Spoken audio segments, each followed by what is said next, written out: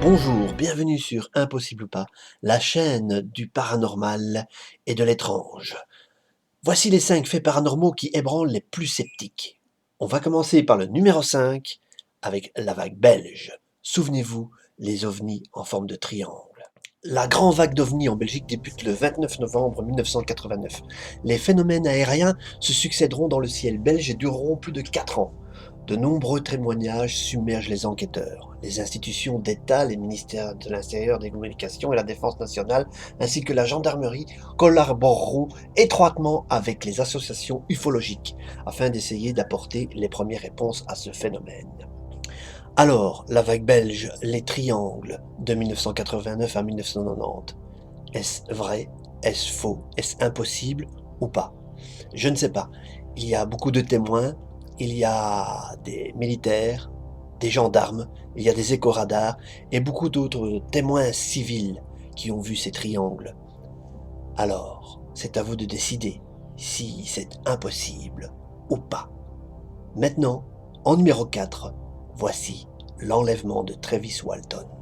Nous sommes le 5 novembre 1975 à Snowflakes, à 240 km au nord de Phoenix, en Arizona.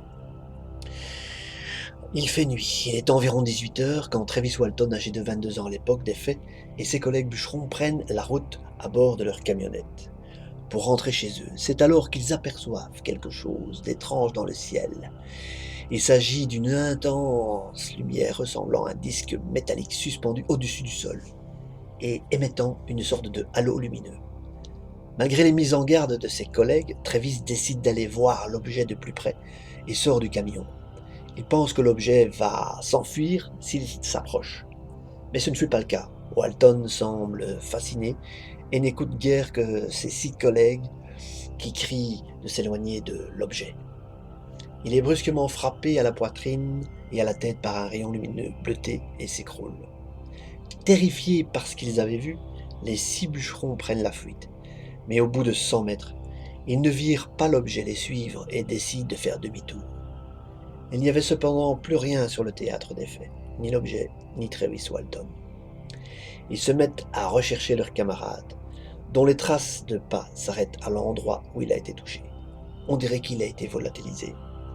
Il faut savoir qu'après ces faits, les autres bûcherons ont été accusés de meurtre de Travis Walton et ont eu beaucoup de problèmes.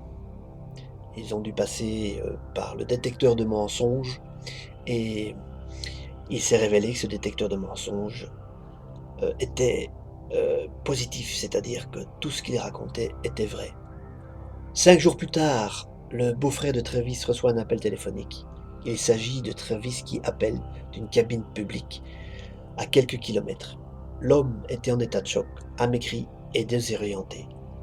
Alors, impossible ou pas, Travis Walton a-t-il été enlevé réellement par des extraterrestres ou est-ce une hallucination collective?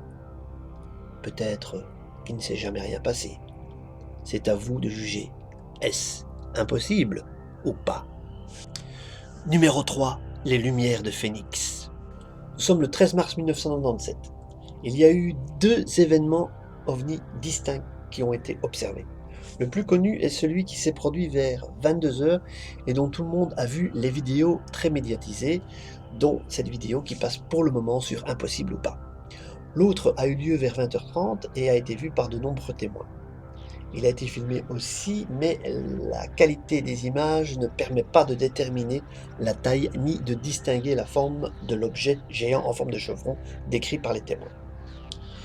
Le gouverneur de l'Arizona, Five Symington, a également été témoin et s'est rétracté.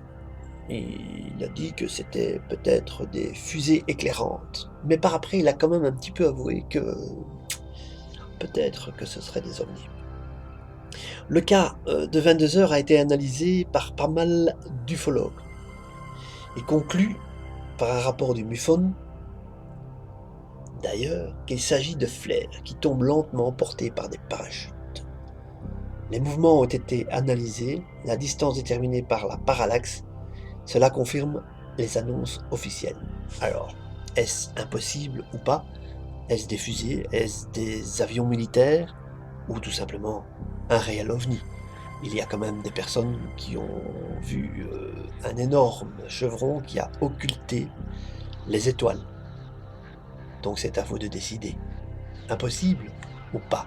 Numéro 2.